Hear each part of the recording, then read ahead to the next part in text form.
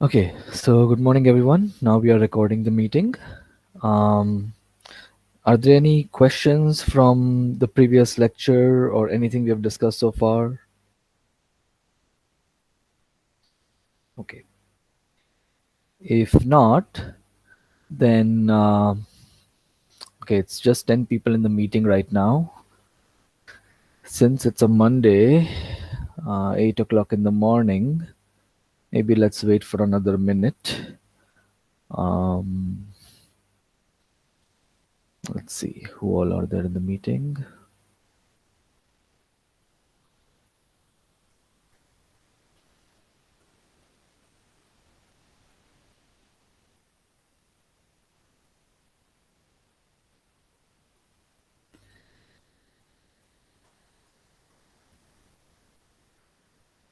Okay, never mind. We should probably just get started. Um, okay, so let's just go to where we stopped last time. So we were at the point where we said that we will be showing that any even subgraph can be expressed as a disjoint union of cycles, right?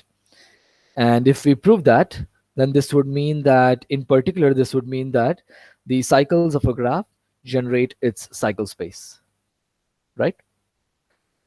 So that's what we are going to prove today. That's going to be our first goal. And once we are done with that, we shall start thinking about the orthogonal complement of the cycle space. Okay. So I'll probably keep the same document and should I keep the same document? No, never mind. I'll probably keep separate files so that you can separate things. Okay, so let's start a new document.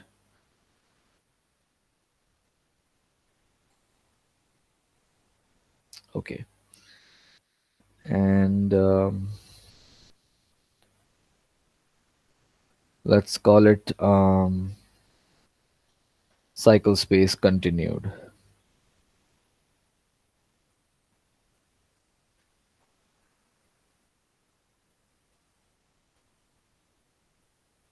Okay. All right. So our first goal is to show that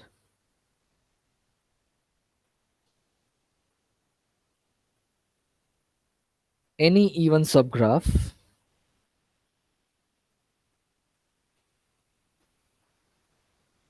can be expressed as a disjoint union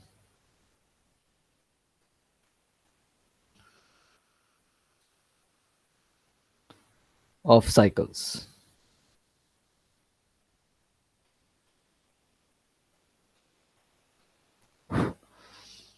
Okay, good. So in fact, we will actually take a slightly different viewpoint, and then we will prove this in that under that context. So I want to bring in a few definitions that will be useful later as well in the course, perhaps. Um, okay. So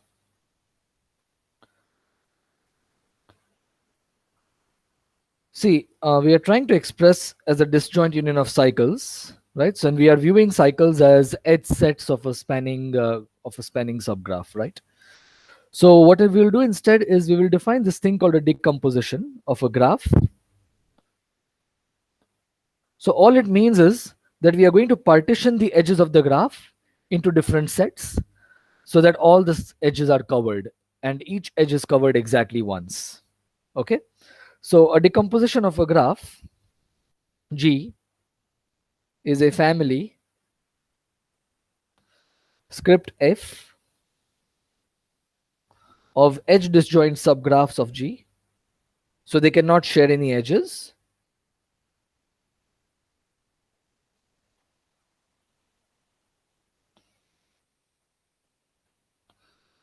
Such that if you take the union of all the edges, you will get the whole edge set of the graph.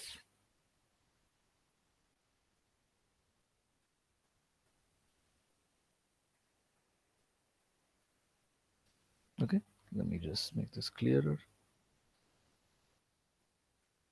We'll see an example. Um, so we will focus on this lecture on cycle decompositions. If the family F consists entirely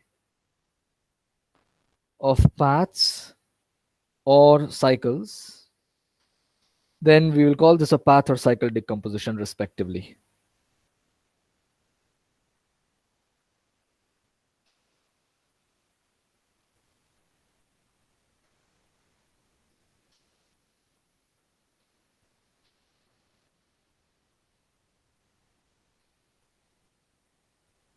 Okay, so let me give you a quick example. Let's see. How about this graph? Mm,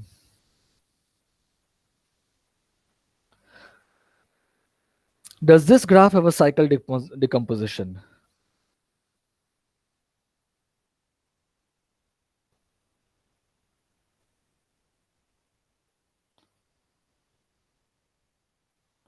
Can you write down the edge set of this graph as a disjoint union of cycles?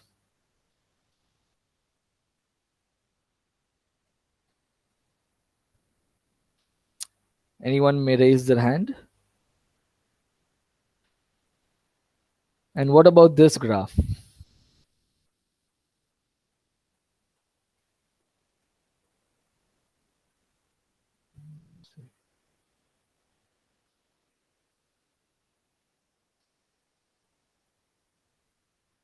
Okay, let's just take the simpler graph. Okay, there are these two graphs, and I want to ask you which ones of these can be written as a disjoint union of cycles.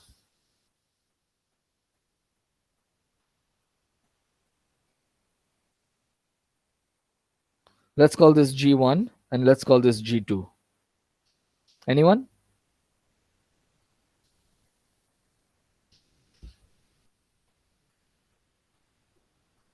Okay, G2. Right. So in fact, G2 can be written as a disjoint union of cycles. Your first cycle could be the red colored cycle, and then you could take the green colored cycle.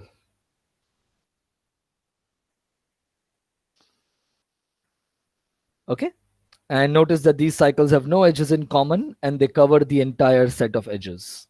Okay, and that is why this is a cycle decomposition. So the answer here is yes. Okay, however, in this graph you can check quite easily. First you can try this cycle, and now there is an edge which is not covered. And then of course you may say, well, why don't we try the triangle? Well, if you take the triangle, then you can't use this edge anymore, and now you are left with a path, and so that will not be a cycle decomposition, right? So hopefully these examples clarify the definition. Okay, so the question we are going to ask is which graphs admit a cycle decomposition. And notice that this is the same as asking what are the subgraphs of a graph that can be written as a disjoint union of cycles. Okay, these are the same questions.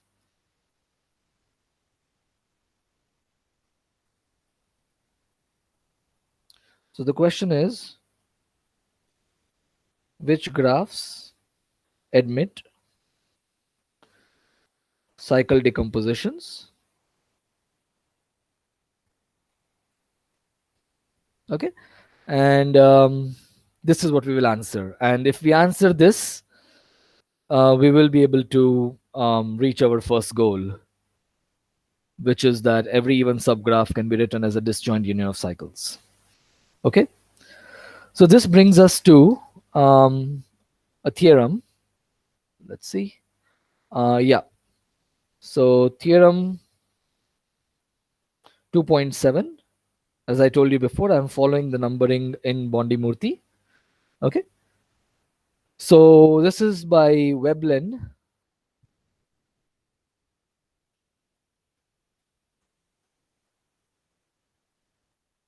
1912 or 13. A graph admits a cycle decomposition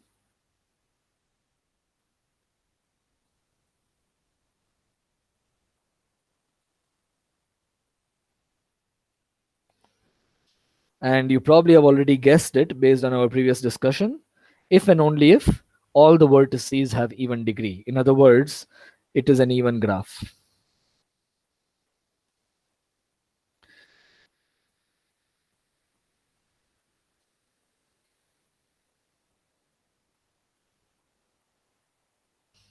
Okay, good. So how do we go about proving this?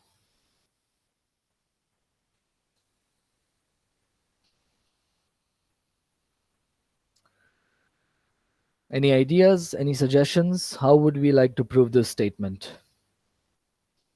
And we are going to use some basic graph theory facts that we may not have proved in this course, but I think there's only one such fact which is not too difficult to prove. Looks like someone has a suggestion. Every cycle contributes even degree to each vertex. Right. So you're proving the other direction. Okay. So good point. I was thinking only about the other one direction. So if the graph is even, so if it admits a cycle decomposition, then it is even. So this is the easy direction. Suppose G admits a cycle decomposition.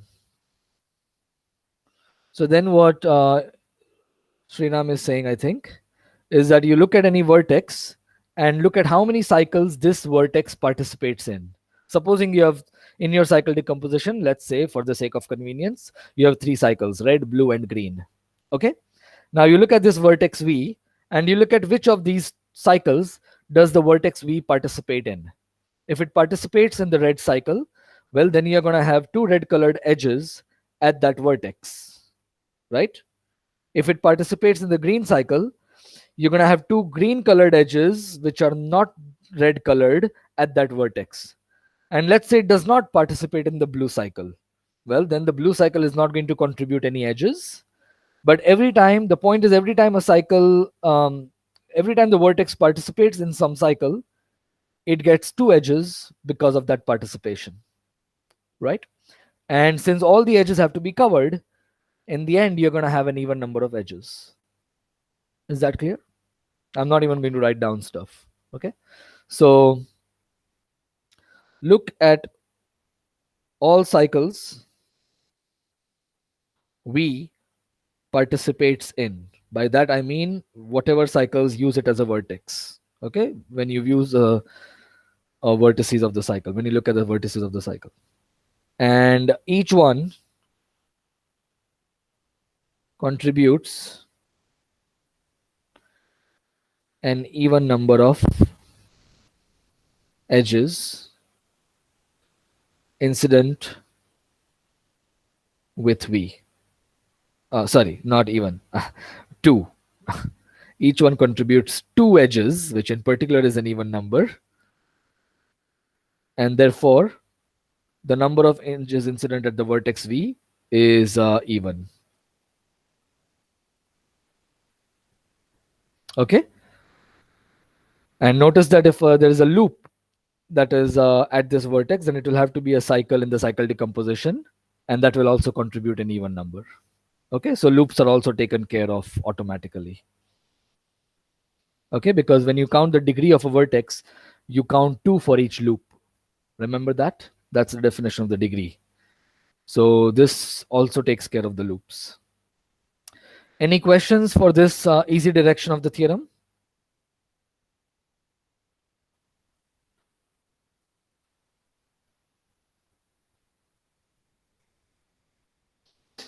Anything that requires clarification? I see some question. Let's see. No?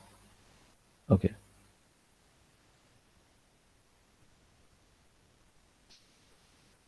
Okay, good.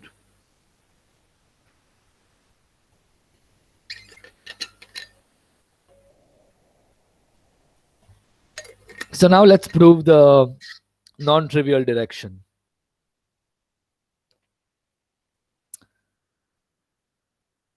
How do you prove that if a graph is even, then it admits a cycle decomposition? Suppose that G is even. Sriram, you've raised a hand. Please go ahead. So we can prove this via induction. So because all the degrees are even, there must exist a cycle. Once we have removed the cycle, the property that all degrees are even still holds. So we can Exactly. prove it, right? Exactly. Thanks. So that's exactly what we are going to do. We are going to proceed by induction on the number of edges of the graph. Right? So the base case, I'm not going to write down everything, right? I mean, I'm going to skip writing all the details. You can fill it out yourself. So the base case is if your graph is empty, then it's clear. There are no edges, and that is your cycle decomposition has nothing, right? Um, okay, so that's clear. Now, how do you deal with the induction step? So now let's suppose that your graph is not empty. In other words, it has edges. Okay, but every vertex has even degree, right? So what you do is you look at the subgraph formed by the vertices. Ravi has a question. Go ahead. No, sir, I didn't have a question. I was Okay. just, Yes. yeah. So, like, here, what we can do is, like, if the graph is even, we can just do a random walk, and because it's an even graph, there must be a vertex that repeats, and we can call that a cycle. That's right. That's right. So we are actually going to use this thing as a given fact. So this is something that those who may not have seen a proof of can try to prove it at home. So the fact we are going to use is that any graph um, in which each vertex has degree 2 or more has a cycle. Okay. So this is a easy fact that one can prove. Okay. So if all the vertices have degree at least 2, then there is going to be a cycle. We are just going to use this as a given fact. Okay. So, okay, let's just write down a few things. So if the edge set is empty, then done, right? So that's your base case. And now we are at the induction step.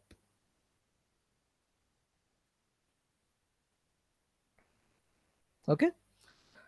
So we are assuming now that the edges, there are edges in the graph. Okay.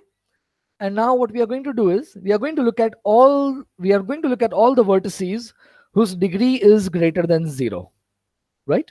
Of course, there could still be vertices whose degree is 0, right? You could have a graph like this. So I'm just going to look at the subgraph where isolated vertices are basically thrown out, right? So vertices with degree 0, I don't care about them. Okay. So let H denote the graph induced by the set of vertices S. So this is a notation that we haven't discussed.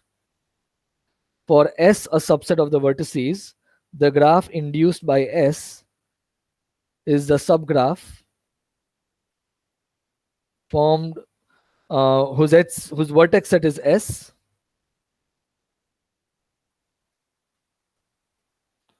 and includes all edges whose both ends are in S, right?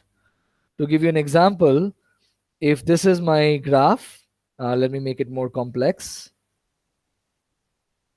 If this is my graph G and this is my set S, then the graph induced by S would be just a triangle, right? So this is just for example's sake. Okay. So we are looking at the graph induced by the set of vertices S, where S is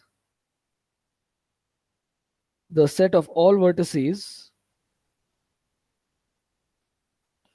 whose degrees are positive.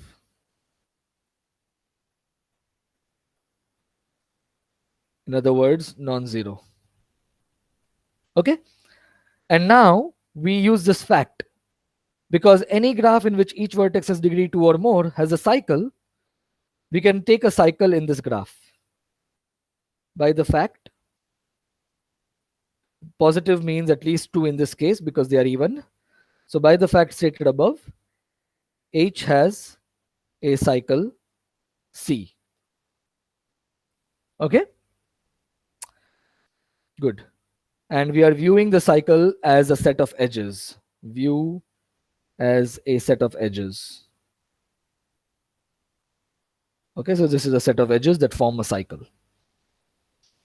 Okay, so now you remove the cycle from the graph, put it in your decomposition. Okay, consider the graph J, which is G minus the edges which are in the cycle. So that is G minus C, because C is a set of edges. And now observe that because you have removed a cycle, all vertices still have even degree. Note that J is an even graph. By the induction hypothesis, J has, because it has fewer edges, because you've removed a cycle, J has a cycle decomposition C prime.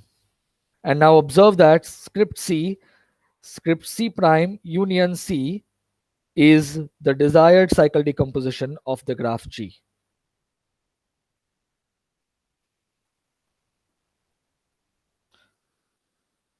Right? And this proves the theorem.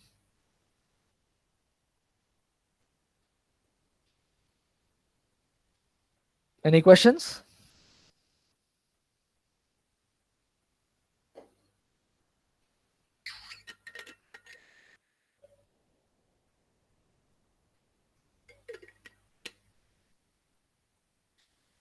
Maybe I should keep this open.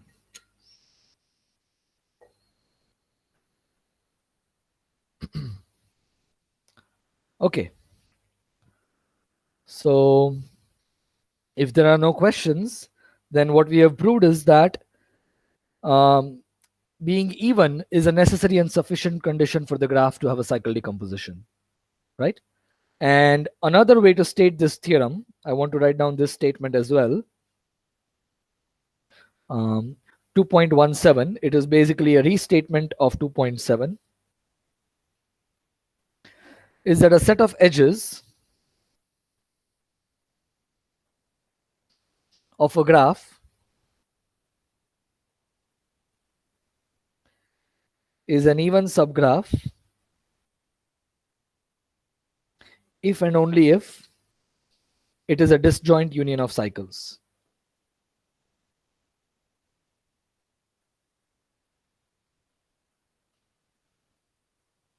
This is simply a restatement of 2.7. Okay. So rather than looking at the graph itself, we are looking now at a subgraph of the graph and applying the theorem to the subgraph. Okay. Good. And this tells you, in particular, one direction of this is that every even subgraph can be written as a disjoint union of cycles, and therefore the cycles of a graph generate its cycle space. Okay. In particular, this implies that the cycles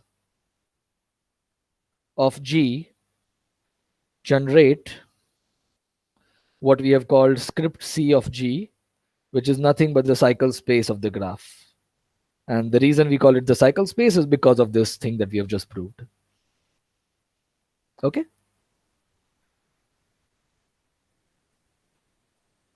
Any questions?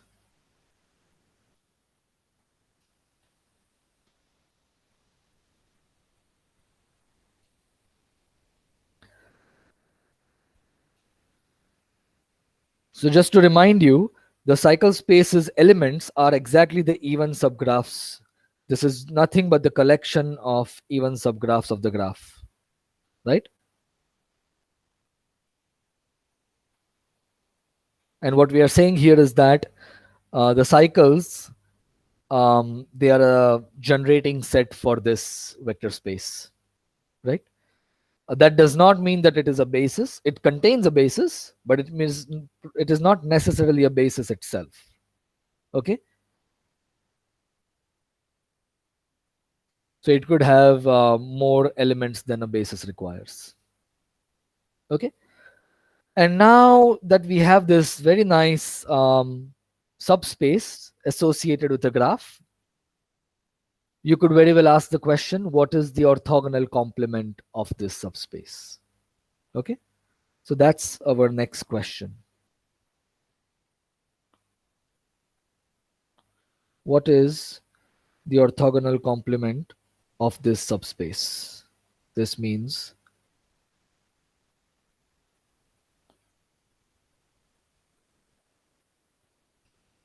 okay.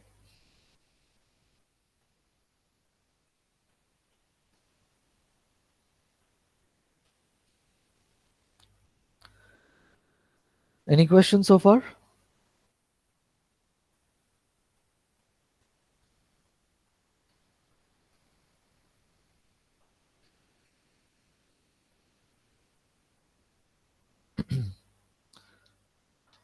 Okay, if not, then I would like to talk a little bit about the orthogonal complement so that we are all on the same page. And what we want to do is, of course, we are not really interested in the very algebraic description. Algebraically, you can define the orthogonal complement, but the thing we are interested in is there a nice combinatorial or graph theoretical interpretation of the orthogonal complement? Here, the graph theoretical concepts are cycles and even subgraphs. What are the corresponding orthogonal, if I may, concepts? Okay. So let's start with orthogonality. Okay. Supposing I give you two subsets or vectors, if you like, in the edge space of a graph, right? So these can be viewed as 0, 1 vectors, but they can also be viewed as subsets of the edge set. Okay. And let's say f is lambda 1, lambda 2 up to lambda m. And f prime is lambda 1 prime, lambda 2 prime up to lambda m prime. Okay. Then the inner product of f and f prime is nothing but lambda 1 times lambda 2. Sorry, my bad. Lambda 1 times lambda 1 prime. Well, you get the idea. It's usual inner product all the way up to the last element. Right? And here, multiplication is standard multiplication. 1 times 1 is 1, and everything else is 0. And addition is symmetric difference. Okay? So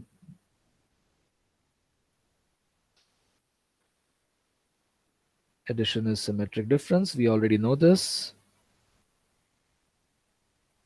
And multiplication is standard multiplication. 1 times 1 is 1. Everything else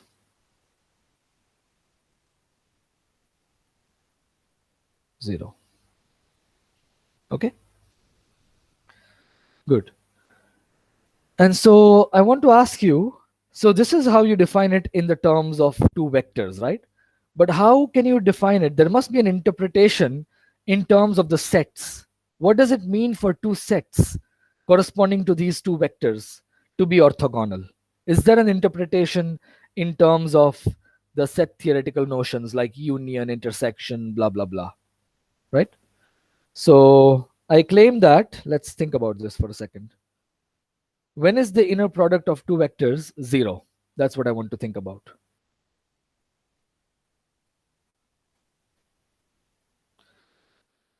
And here we are looking for some kind of set theoretic condition. Okay? Anybody? Think about this inner product and think about when would you get 0 of as the inner product of two vectors.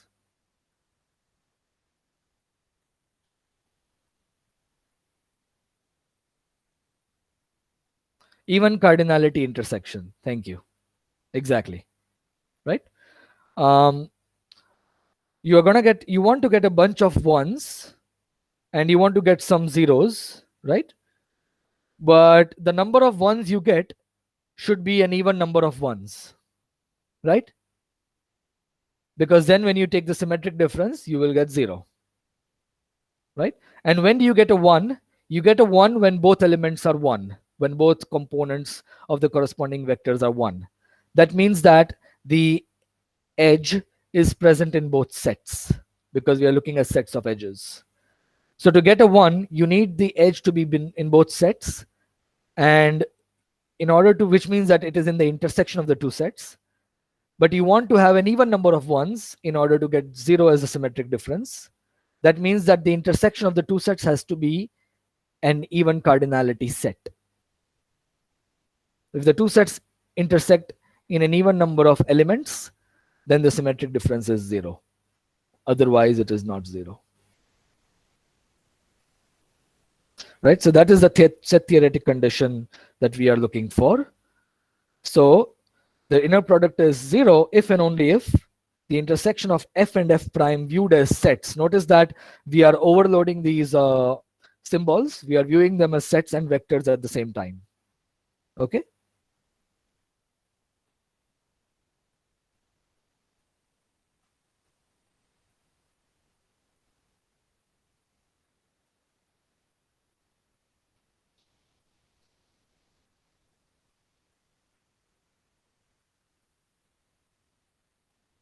Okay? Is everybody happy?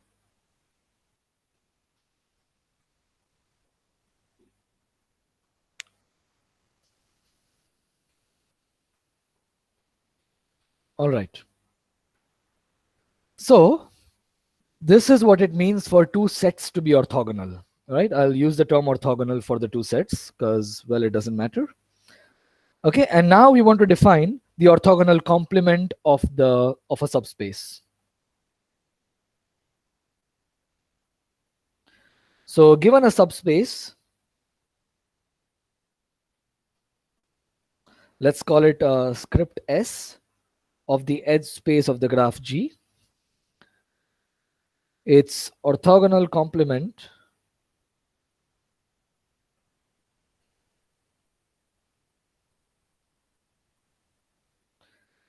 S perpendicular is defined as follows.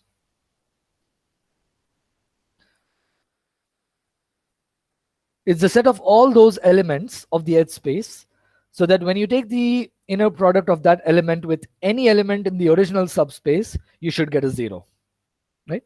So you look at all the elements of the original space such that the inner product with anyone in the S subspace is 0.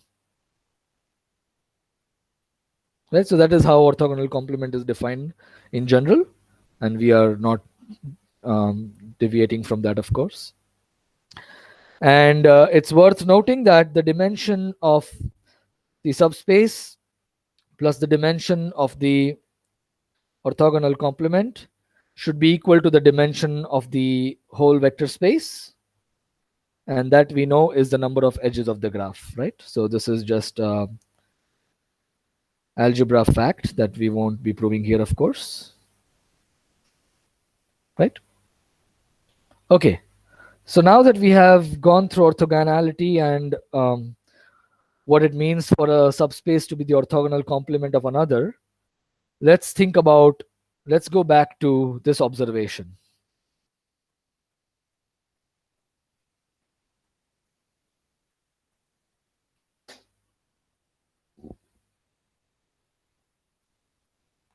Okay, so the question we want to ask is, well, what are the elements of our subspace C, the cycle space, script C?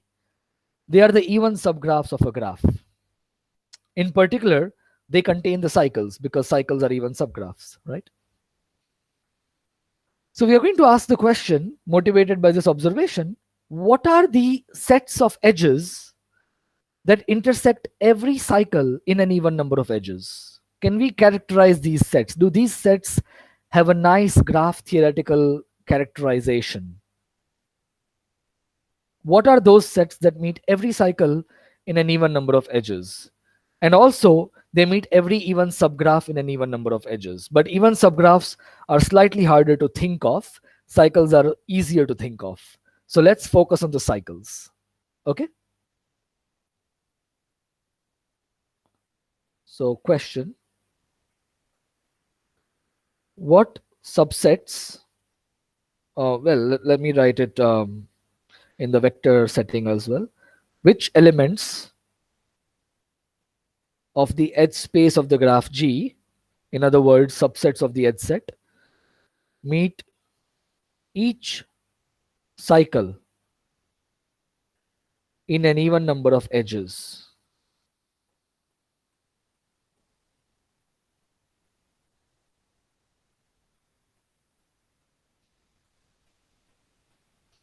Are there any questions at this point? Is there anything that needs more clarification?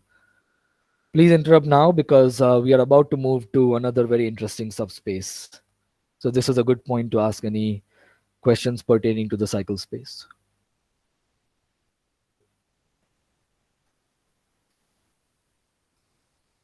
Okay. If not, then let's come back to our question. Does anybody have an idea or any guess what elements of the edge space would meet each cycle in an even number of edges?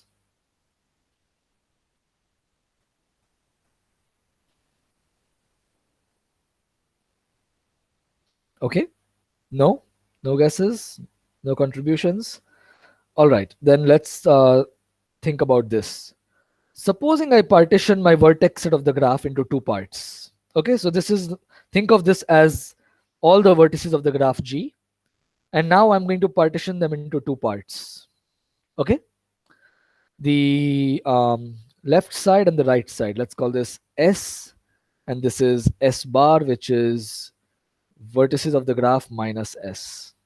Okay, and now look at all the edges of the graph that go from one side to the other side.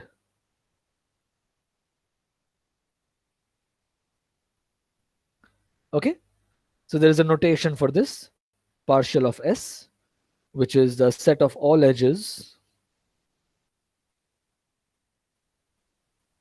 that have one end in S and the other end in the complement of S.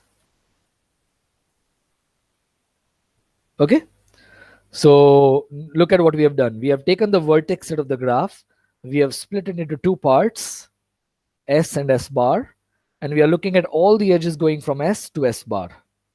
Okay, so partial S is a set of edges that arises from a partition of the vertex set. Okay, I claim that this is a set of edges that will meet every cycle in an even number of edges. So the claim is that partial S meets each cycle in an even number of edges.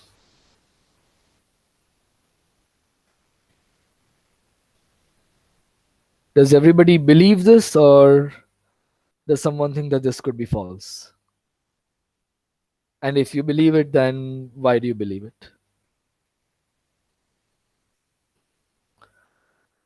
All right, let's see. All cut edges trivially have zero intersection. Or maybe that was written a bit earlier, was it? Oh yeah, okay. Sorry, I didn't see it then. Yes, cut edges do have zero intersection with any cycle. That is true. So we haven't defined a cut edge in this course yet, but a cut edge is an edge that when you remove, disconnects the graph. And one can observe quite easily that if you have a cut edge in the graph, then it will not meet any cycle. So that will give you zero intersection with any cycle. Ravi has written that if we move along a cycle, we must end up in the same component. Right. Okay. So I will ignore the term used here, component. I think what you mean is you will have to come back to S or to S bar eventually. Is that what you mean? Similar, right? Okay, okay, okay, right.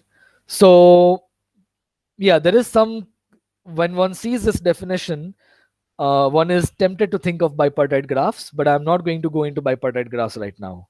It might just create a bit more confusion. Okay, so let's keep out bipartite graphs for the timing. But the point that has been raised here is that if you have a cycle in the graph, let's say you have some cycle. So I'm just going to be showing things by drawings here.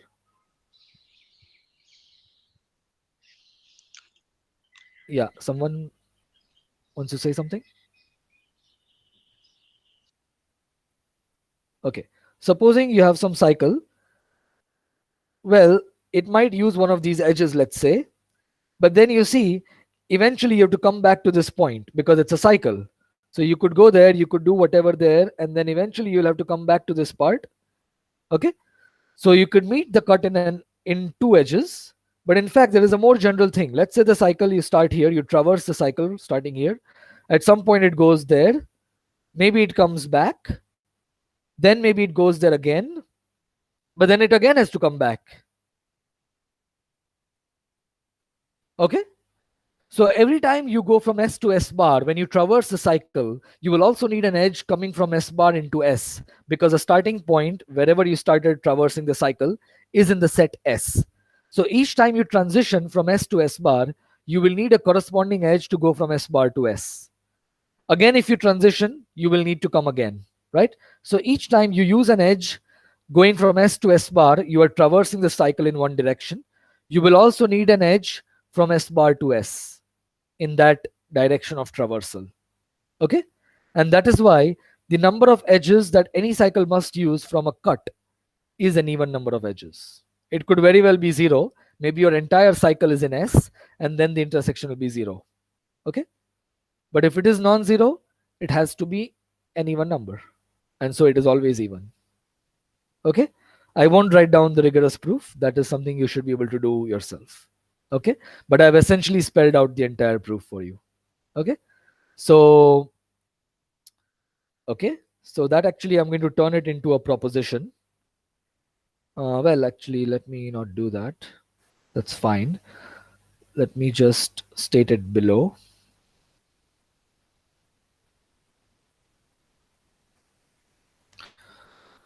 Let's see, proposition 2.18.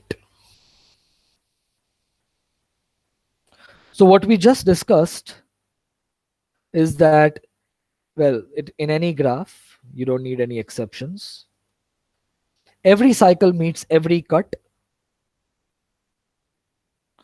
Every cycle. So these are called cuts. Okay. So any such set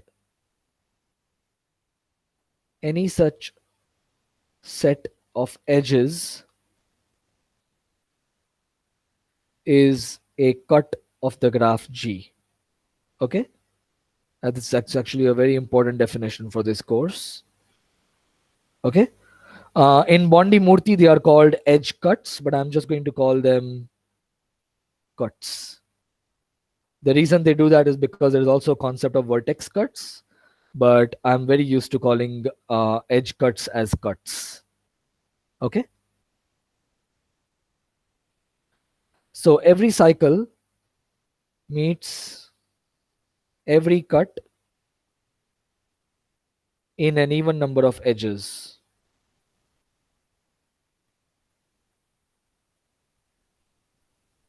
Okay, this is something we just proved, although I did not write down the proof. Okay, but now I claim that if this is true, then instead of cycle, you can put even subgraphs and the statement is still true. Can anybody tell me why? Why can I put even subgraph instead of cycle and the statement will still be true? It relies on something we have already proved. Disjoint union of cycles. Exactly. Thank you, Arnav. Every even subgraph is a disjoint union of cycles. And so if the statement is true for cycles, it is also true for the disjoint union of cycles. Okay. So in fact, every even subgraph meets each cut in an even number of edges.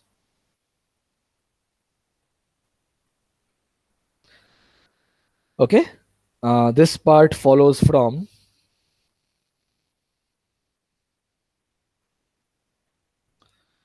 part 1 and theorem 2.17 or 2.7, which are equivalent. Okay, and this proves the proposition. Are there any questions, concerns at this point?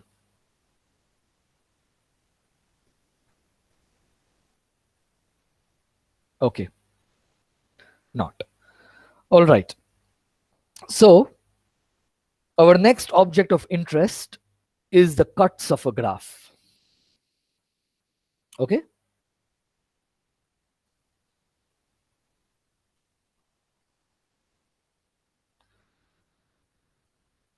It turns out that these are actually the orthogonal elements to the even subgraph. So we have shown that every even subgraph is orthogonal to every cut, in the sense that their vectors are orthogonal to each other. That is what the proposition 2.18 is telling you, right? In fact, on the assignment, which I will be putting out today itself, you will be proving that they are orthogonal complements of each other. These two subspaces, the cycle, the even subgraphs, and the cuts of a graph, you will be proving that they are actually orthogonal complements of each other, these two subspaces. What we have proved does not imply that. I will let you think about that based on the definition of orthogonal complement. Okay, so you can go back to this definition and think about why we have not yet proved that the two spaces are orthogonal complements of each other. In fact, we have not even proved that the cuts of a graph form a subspace of EG. So that is our next goal. Our next goal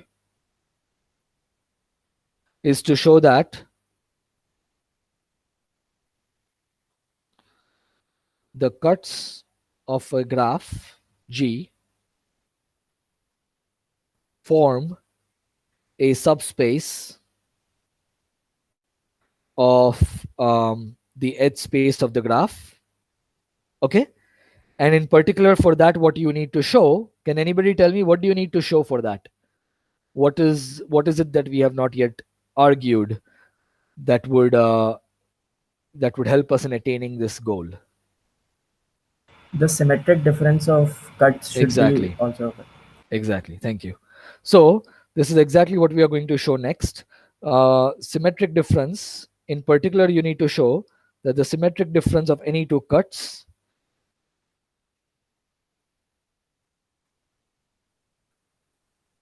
is a cut.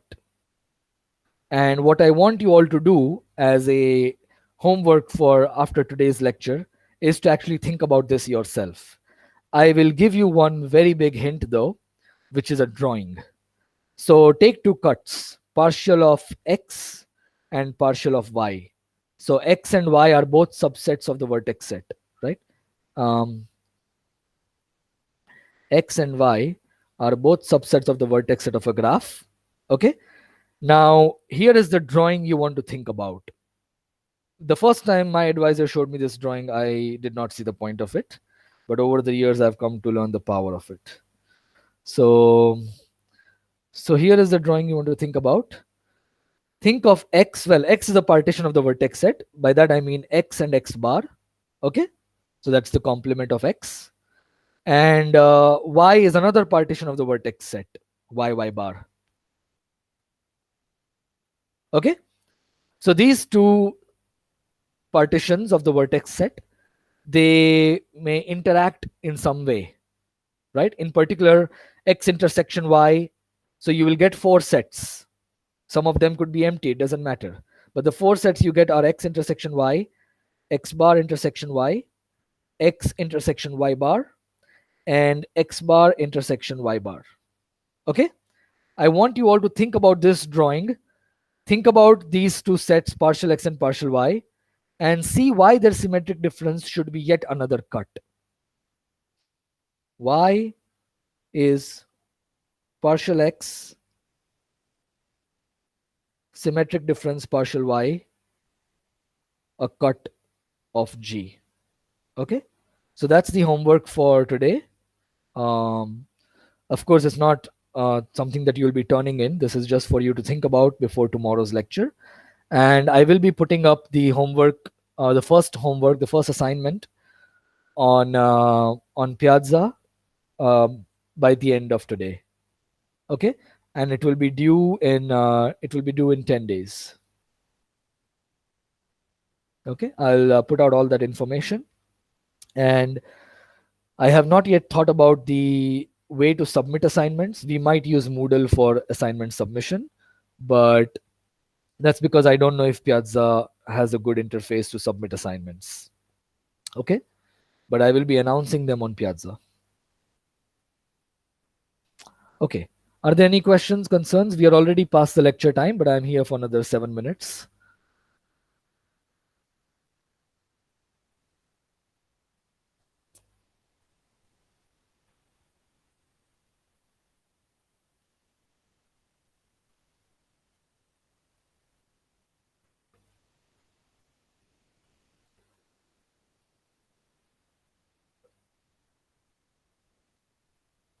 Oh, I meant to say why, not which.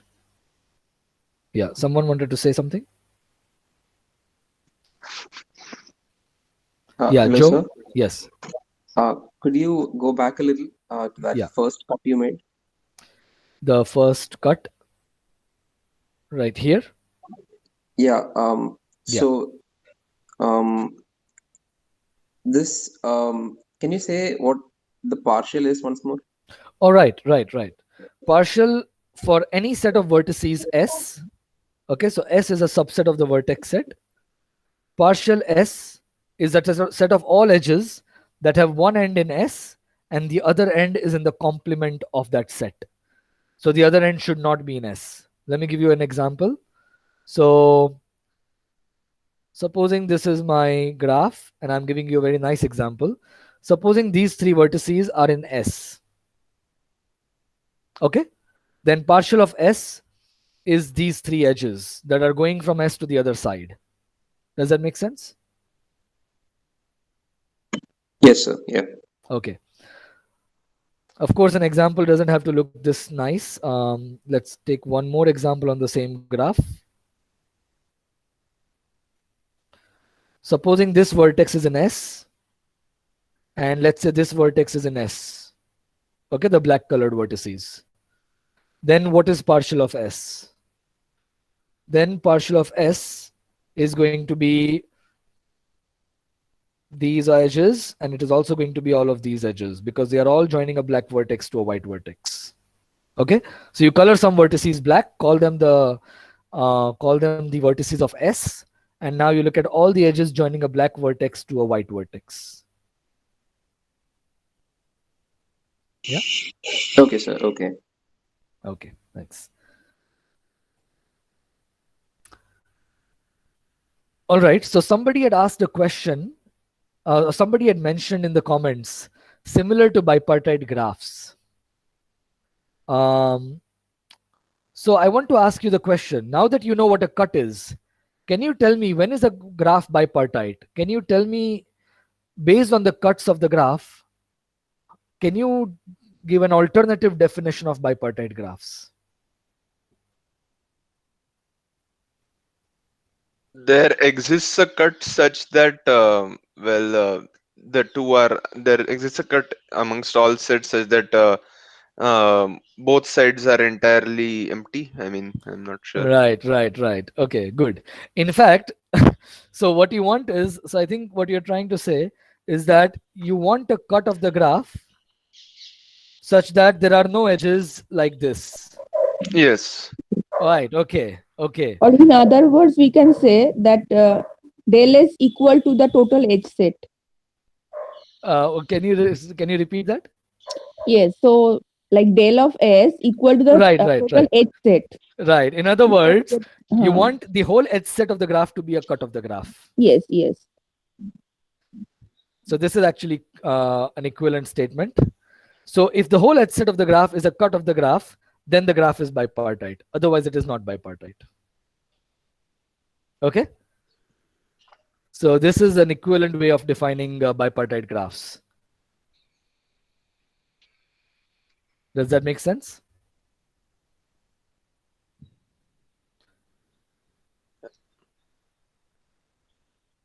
Anand, you had Yes. mentioned. Yeah, sorry. Go ahead, Arnav.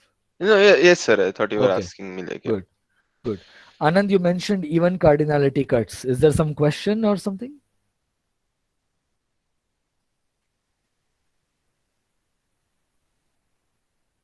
Okay, maybe not.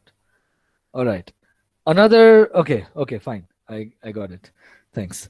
Another question then is, so now you know how to define bipartite graphs in terms of the cuts of the graph, right? Either the whole edge set is a cut or it is not. And that can tell you whether the graph is bipartite or not. Good. How would you define connected graphs using cuts of a graph?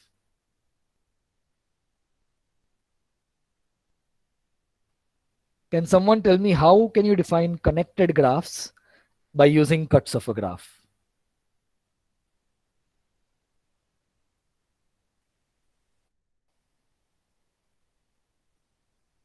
So like both of the sets defined by a cut should also be connected.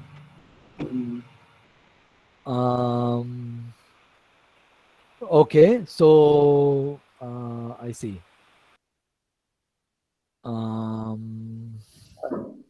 Any other, Anand? You have another suggestion? There shouldn't be an empty cut. Right. We will go with this one. You might be able to refine your previous answer, but one way to say that a graph is connected is to say that whenever you look at a non-empty set of vertices, it does not define a cut that is empty. So let me put down the definition and I'll let you all think about it offline. A graph G is connected if and only if for any subset S of the vertices, which is any non-empty subset,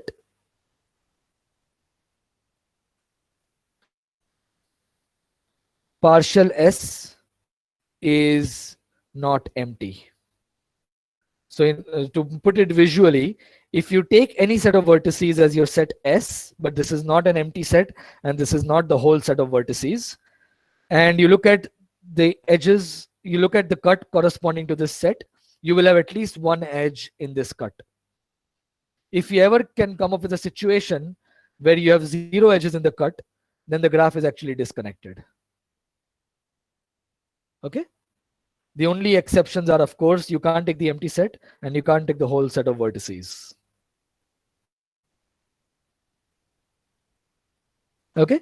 So you can define both bipartite graphs and connected graphs and many more things by thinking about the cuts of a graph. Okay? They may not be the most intuitive definitions if you are seeing it for the first time, but they are equivalent. Okay? Anyways, any other questions or concerns? If not, let me stop recording and I will still be here for another 1 or 2 minutes.